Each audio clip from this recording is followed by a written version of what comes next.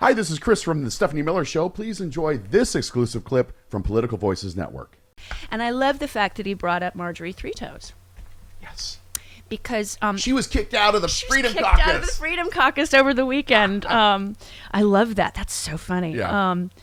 Representative Andy Harris said a vote was taken to remove Marjorie Taylor Greene from the House Freedom Caucus for some of the things she's done, like supporting McCarthy or the debt limit. I mean, I think trying to actually do something good. Yeah. He refused to say how he voted on the measure, which means he probably voted her out. Maybe they voted her out just because she's a douche canoe. There's that. There is that. He characterized it as an appropriate action, pointing to her persistent support of McCarthy and criticism of other members like QAnon Veronica. Greene supported McCarthy through his, she helped him get elected. Yeah. She said, Greene said at the time, we're on multiple days now with multiple candidates from this group, so I'm not sure how Lauren Boebert, on one hand, can demand so much out of Kevin McCarthy and then demand nothing out of someone else, and then we'd be willing to vote for them. That's not serious. Right. That's funny, her saying that's not serious. Yeah, exactly. That's... I got a thing in my Oh, no. Are you okay? Yeah, it's just like... I think it's just phlegm. Okay. During the debt ceiling fight, then she backed the deal that the leader, the speaker, brokered. She explained her vote thusly. I could have done the politically easiest thing in the world and say I'm not voting for this. You know what I could have done? I could have played politics. I could have said, no, I'm not voting for this. I could have attacked leadership. I could have tweeted about it. I could have done interviews, and I could have sent you all a bunch of fundraising emails, but she chose to do the right thing for once. I guess. I mean, she's just... Excuse me. Sorry about that. It's right here. Oh, no. It's right here. So, I mean, it's just delicious that she was kicked out of that caucus, because they are just awful. And I think they're bringing down Trump. I mean, looking in his Wisconsin stuff, Marquette University Law School poll. That's fancy. Well, is it Marquette where Charlie Pierce went? We can ask him next week. I think he went to Marquette. We can ask him next week. All right. Their poll found that Trump was losing to DeSantis by 16 points in Wisconsin. That's huge.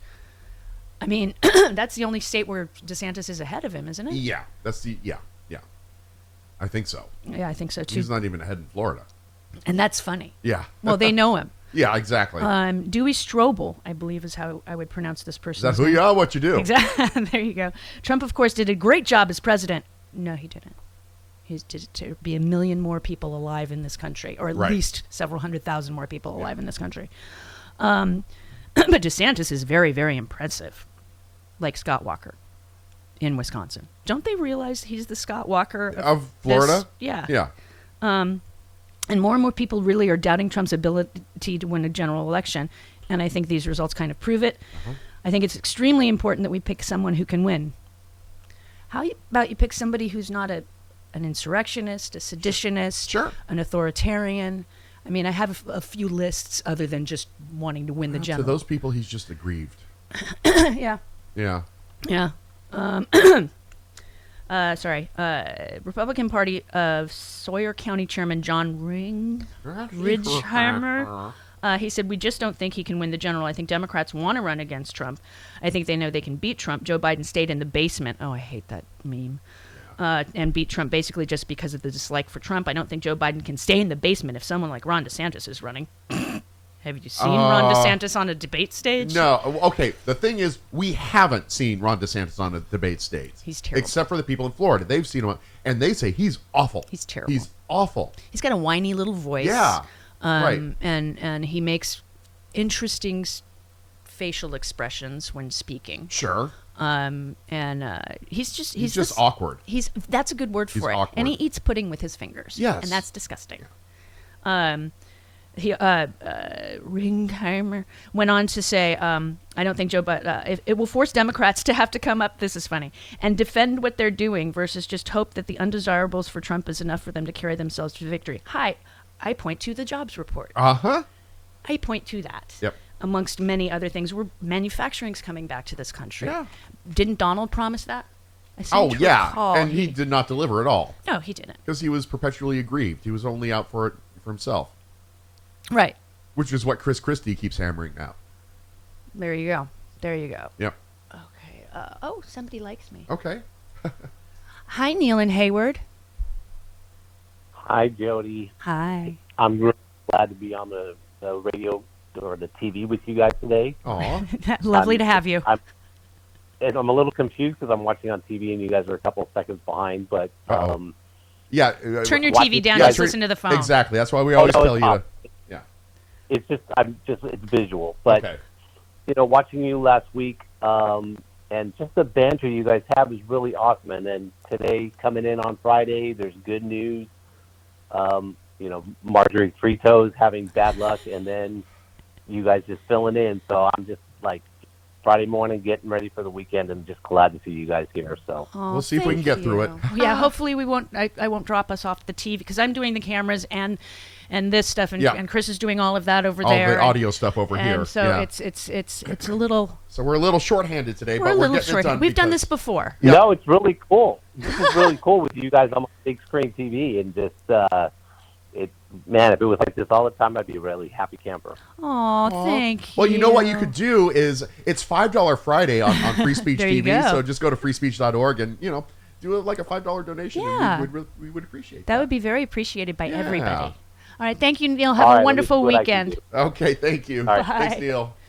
That was nice. That was very sweet of him. Yeah. He can call anytime.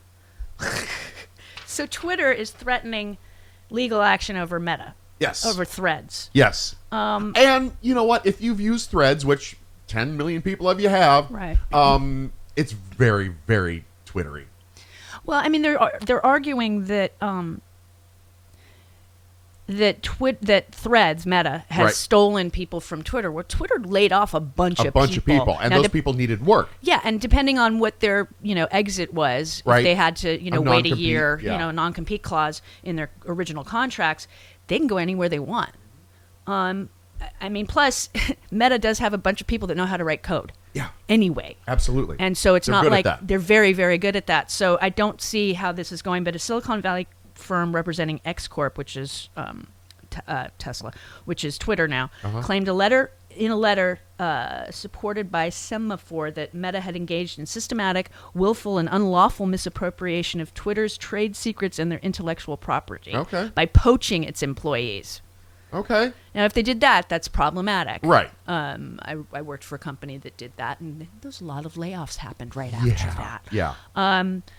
So the letter Zuckerberg had specifically alleged deliberately assigned former Twitter employees to develop in a matter of months Meta's copycat Threads app with a specific intent that they use Twitter's trade secrets and other intellectual property in order to accelerate the development of Meta's app. Threads already passed 30 million signups on Thursday. Yeah. That's huge. It's huge. I was going to do it, but they don't have a desktop version yet. No, they just have a phone version. I don't have those things on my phone. Okay. I use my web browser on my phone when I... Well, yeah, I would really like to use Threads on a desktop, but I can't right now. Yeah. I always have to reach for my phone when I'm sitting at my computer. Right. And, I'm not... but I have found Threads to be really easy to use, and it's a lot friendlier than... there are fewer Nazis than on Twitter. Well, that's... Yeah, I mean, I'm on Spoutable, right. and I like that. And they do have... And what Hal was suggesting yesterday... I think it's smart for the Threads people is follow news organizations if you really want. Exactly. And that's what I do on Spoutable. I'm following the news people so that they know that they're getting seen. But all of the big news organizations are already on Threads. New York Times, Washington Post, Los Angeles Times, MSNBC, NBC. So those are the people to follow if that's going to be your go. Because I only am on Twitter for news. Yeah, me too. And now it's like this morning I opened up my Twitter and I went to the following section and why is Chuck Grassley shouldn't be in my feed. Right. It's Hi everybody, Julliana Forlano here for the Political Voices Network. We hope you're enjoying Political Voices and all the content we provide on the daily. Now, there are a few new programs in the wings that are going to launch just in time for election season. If you're able and would like to help us continue bringing you all this content, please help support us by clicking the join button. We're going to have some perks for members, including early video release. You get the information first. Members only chat rooms, live shows, member badges, all the good stuff and more all coming soon. So click that join button if you can to support us. And rest assured, we will continue to bring you all the great content you have known from the Political Voices Network and more. Thanks so much. See you soon.